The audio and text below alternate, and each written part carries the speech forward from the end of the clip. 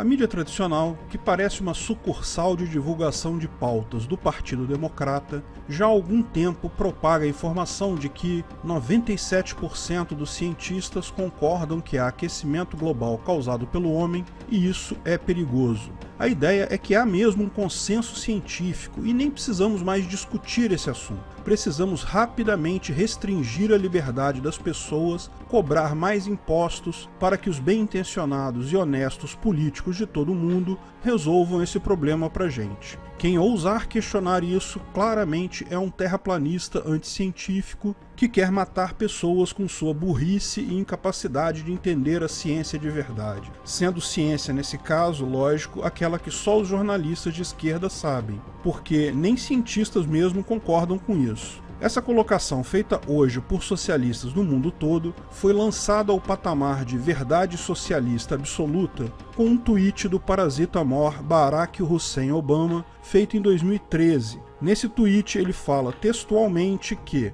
97% dos cientistas concordam, mudança climática é real, feita pelo homem e perigosa. O Obama até anexou um link para um artigo científico. Mas será que isso é verdade? Esse artigo diz mesmo isso que os socialistas estão interpretando? Somos todos nós um bando de idiotas e devemos rapidamente começar a obedecer governos para o nosso próprio bem?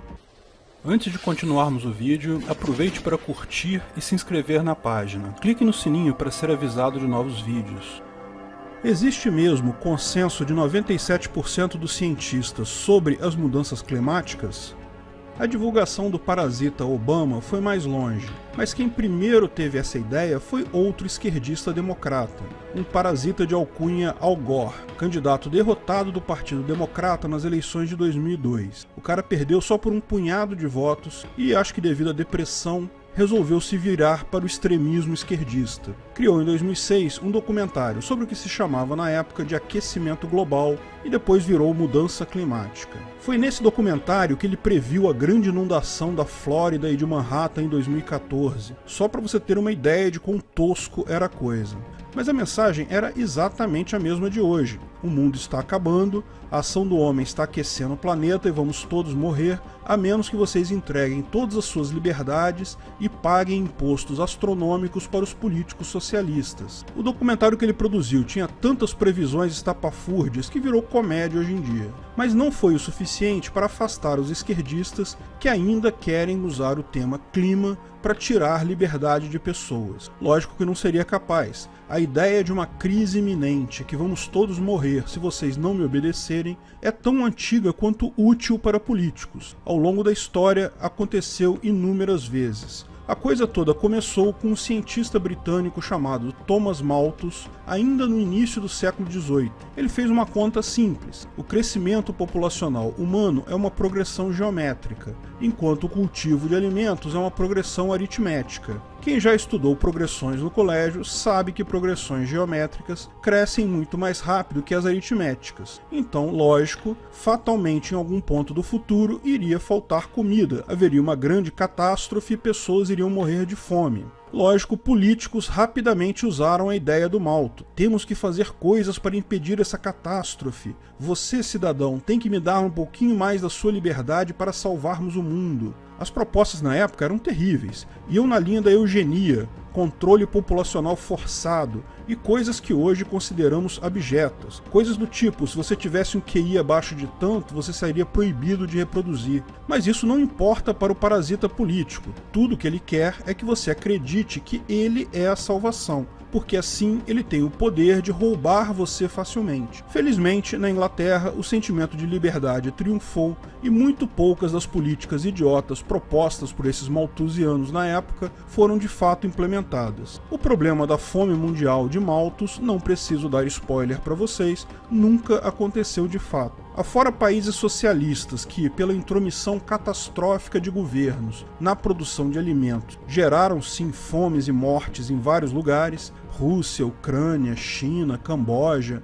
vários países da África, a quantidade de comida cultivada cresceu no mundo todo para acompanhar a demanda. Não é nenhuma surpresa isso, explicamos esse ponto no vídeo sobre o Thanos. Tem gente demais no mundo? O livre mercado e a ciência sempre são capazes de resolver esse tipo de problema. Se tem mais gente e tem pouca comida, o preço da comida sobe. Isso significa que existe agora um incentivo para pessoas produzirem mais comida. Quanto mais falta de comida existir, maior o incentivo. Mais pessoas vão colocar os seus esforços físicos e mentais para resolver esse problema, com o único intuito de ter lucro. Vão se esforçar para cultivar mais áreas, vão se esforçar para inventar novas formas mais eficientes de cultivar comida, porque isso dá lucro. E esse esforço vai acabar criando comida suficiente para alimentar todos, com aumento de preço sendo apenas algo temporário, um estímulo necessário na economia.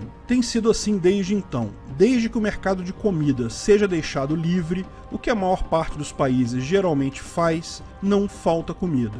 Tem gente passando fome no Brasil apenas porque o governo praticamente comunista daqui impõe impostos altíssimos em alimentos. Ah, mas eu vi que agricultores de tomate jogaram fora toda a produção. Capitalismo traz desperdício. Ao contrário, o capitalismo traz eficiência. Se não havia mercado para o tomate, levar esse tomate até a feira para vender seria custoso demais, ineficiente e aumentaria o custo para todo mundo. Se realmente houvesse gente próxima precisando de tomate, ele não seria jogado fora. Agora, levar o tomate de lá até onde alguém precisa em algum lugar do mundo é todo um outro custo. Se você quer, você pode ir lá na estrada que o cara jogou o tomate fora e pegar.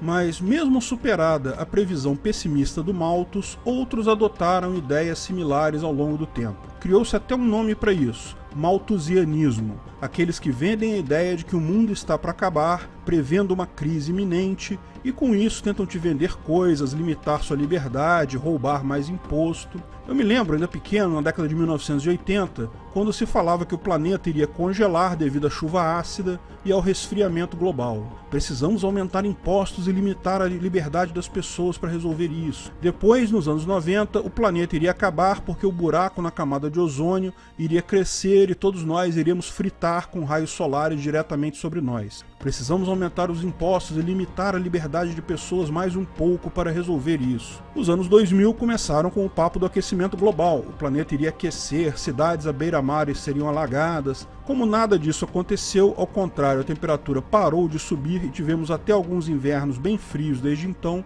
Em 2010 começaram com o papo de climate change, ou seja, não é mais aquecimento global, agora é mudança climática. Mas continua sendo urgente e vai matar todo mundo. Ninguém sabe como, mas vai. Segundo uma parasita esquerdista muito conhecida lá em Trumpilândia, de alcunha Alexandra Ocasio-Cortez, ou AOC, o mundo vai acabar em 12 anos se vocês não passarem a obedecer ao socialista mais próximo de vocês. Virem escravos dos esquerdistas ou o mundo vai acabar. O mais curioso desse tipo de discurso é que eles falam como se soubessem resolver o problema. Não sabem, não têm nem ideia de como fazer isso. Essa atriz, que interpreta uma parlamentar lá no Congresso Parasitário Americano, a tal da OAC, inventou um tal de Green New Deal, ou Novo Acordo Verde, que é um folheto de 12 páginas para salvar o mundo da destruição climática completa. Entre as coisas que ela rabiscou lá, só pediu para matarmos todas as vacas, pararmos de usar avião e carro, dentre outras coisas totalmente utópicas. Só isso que era o plano dela. Algo absolutamente impossível de implementar na prática e, se fosse implementado, causaria danos muito piores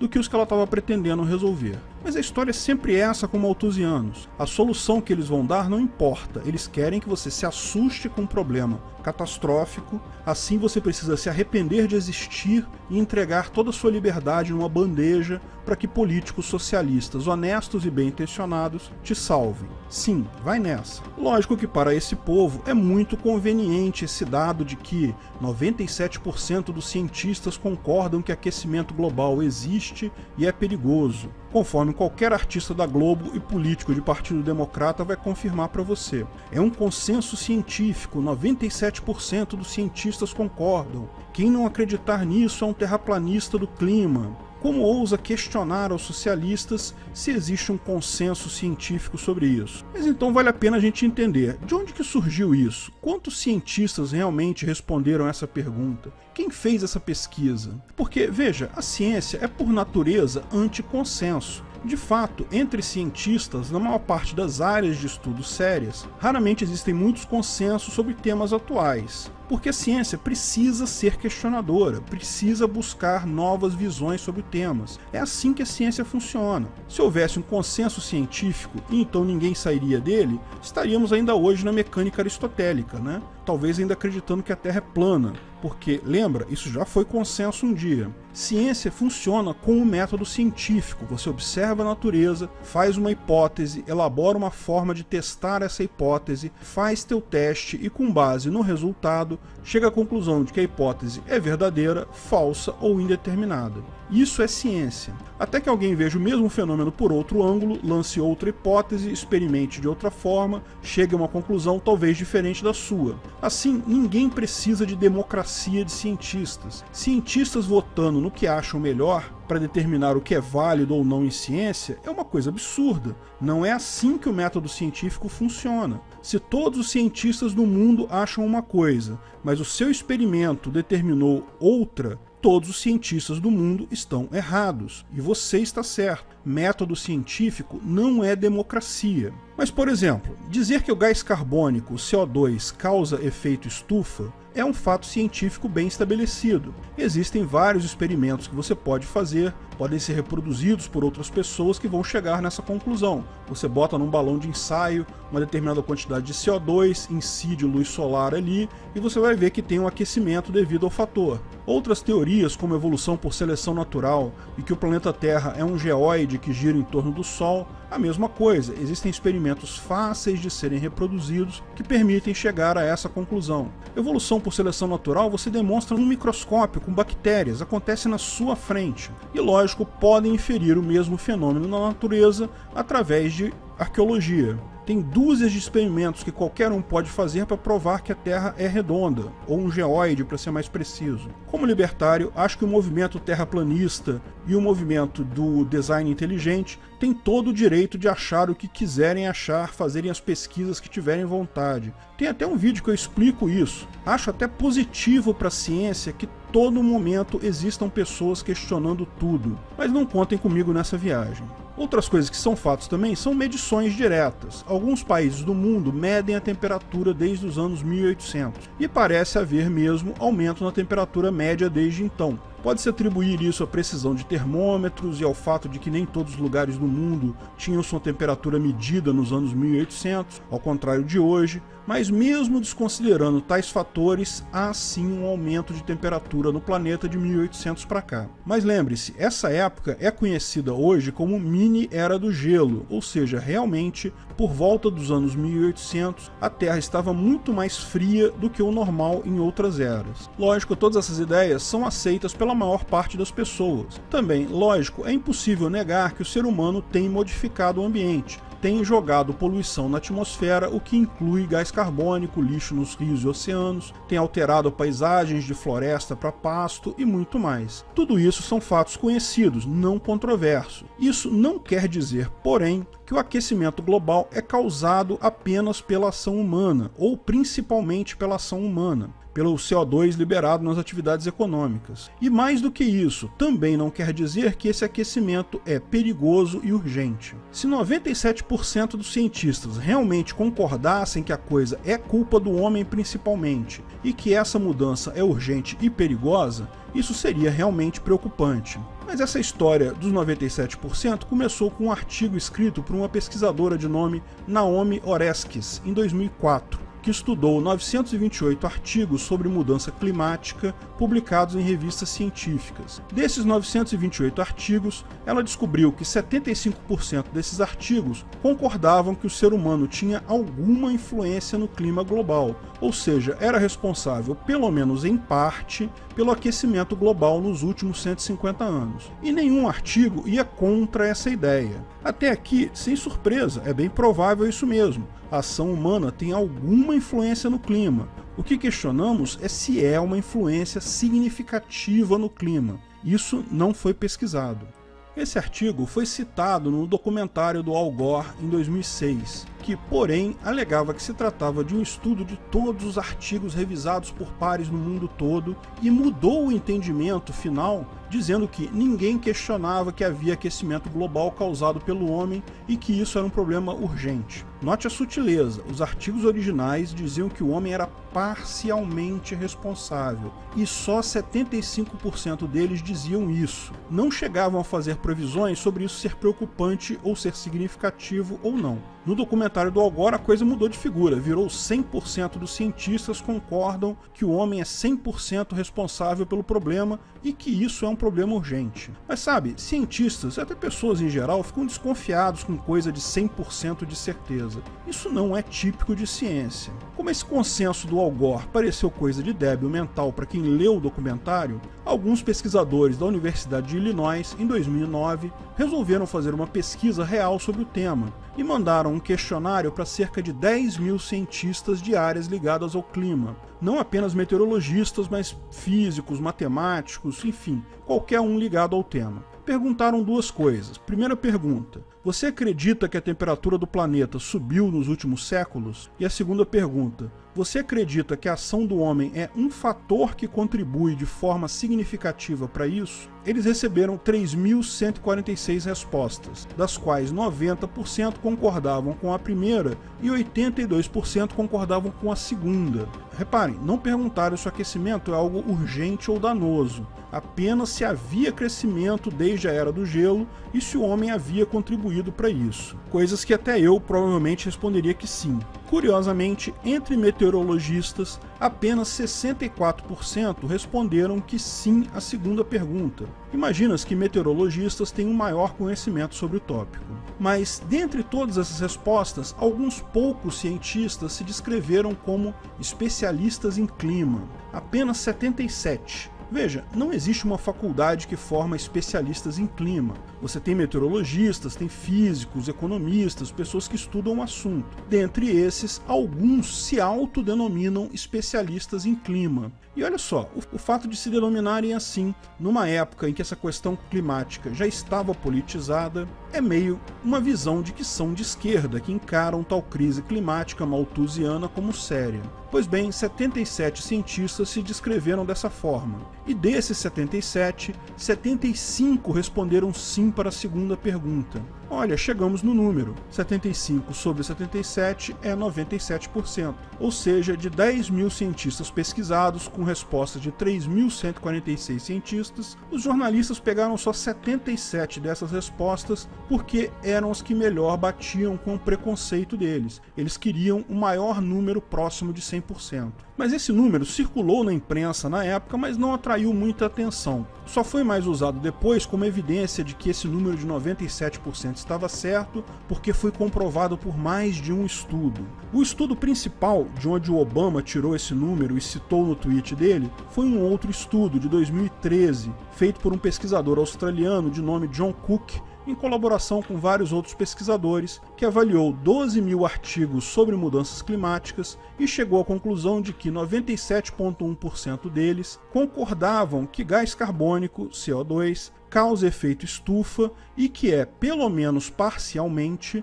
responsável pelo aumento da temperatura global. Veja, ninguém discute que CO2 causa sim efeito estufa, nem que isso é parcialmente responsável pelo aumento da temperatura. Nesses pontos, todos nós concordamos, mas é importante notar que dos 12 mil artigos avaliados nesse estudo, apenas 34% falavam sobre o tema. Os demais foram avaliados e descartados. E desses 34%, ou seja, 4.014 que falavam sobre o tema, 33%, ou 3.896, concordavam que a ação humana tinha alguma responsabilidade sobre o aquecimento, porque a ação humana aumentou o nível de CO2 e o nível de CO2 causou, ao menos em parte, o aumento da temperatura.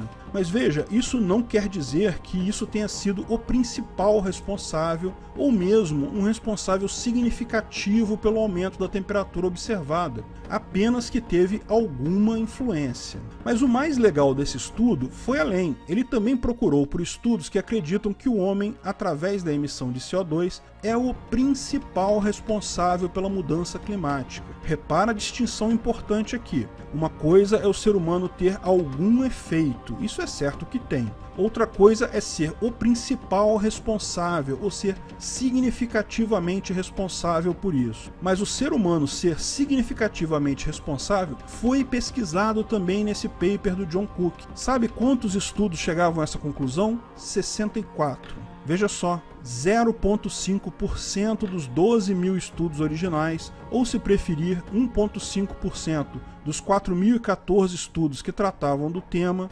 apenas 1,5% consideravam que havia evidências de que o homem é o principal responsável por isso. Pior, uma avaliação crítica posterior feita por um pesquisador alemão reduziu esse número para 41 estudos, e mesmo o número de estudos que concordavam com o óbvio que há algum efeito do homem no aumento da temperatura também foram revisados muito para baixo. E veja, em nenhum ponto o estudo diz que essas mudanças climáticas seriam perigosas ou urgentes. Essa parte foi simplesmente inventada pelo Obama e outros socialistas. Lógico, é importante colocar a coisa como urgente para fazer a grande jogada malthusiana deles e roubar a liberdade de pessoas. Ou seja, esse consenso de 97% não passa de consenso sobre coisas óbvias e ainda é, mesmo nesse ponto, questionável, porque ou foi derivado de 2 estudos com uma amostra ridícula de 2%, ou foi má interpretação de um outro estudo que ainda assim é questionável.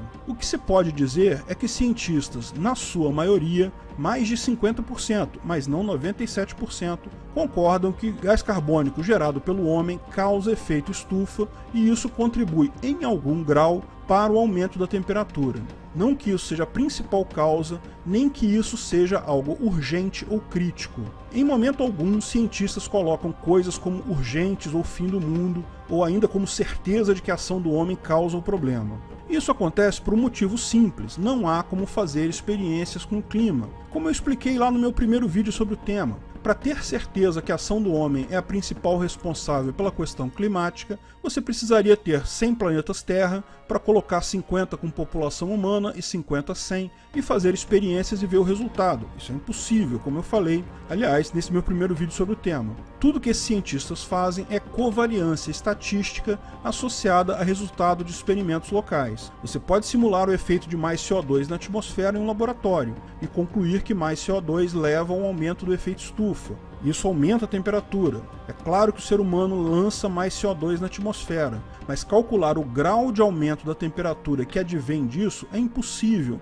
porque não há como eliminar outros fatores. Vulcões que jogam particulado na atmosfera, plantas que absorvem mais CO2 se a concentração for maior, quantidade maior de vapor d'água, que é um gás de efeito estufa mais sério que o CO2, mudança da atividade solar que segue um ciclo próprio dela. Existe um sem número de outros fatores que é impossível eliminar completamente numa experiência científica desse tipo. Tudo que temos são especulações simplificadas. Mas o meu ponto principal dessa oposição nessa discussão não tem nem a ver com a ciência em si, tem a ver com socialismo e com malthusianismo. Mesmo que, por hipótese, o planeta esteja mesmo aquecendo por culpa humana, não há por que acreditar que governos seriam capazes de resolver o problema com ações aleatórias usando força e leis. Apenas a tecnologia e o livre mercado têm capacidade de resolver problemas complexos como esse, da mesma forma que resolveu todos os outros anteriores. A verdadeira crise da mudança climática é essa tentativa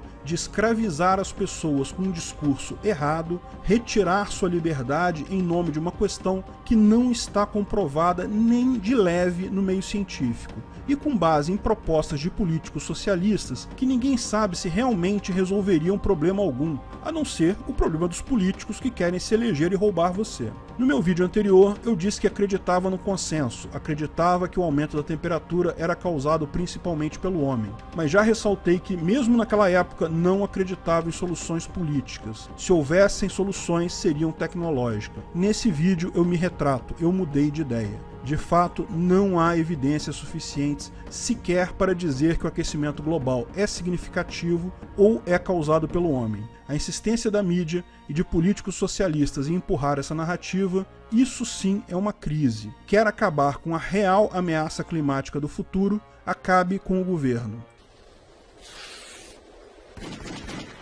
Obrigado por assistir nosso vídeo. Comente abaixo se tiver dúvidas ou sugestões de novos temas.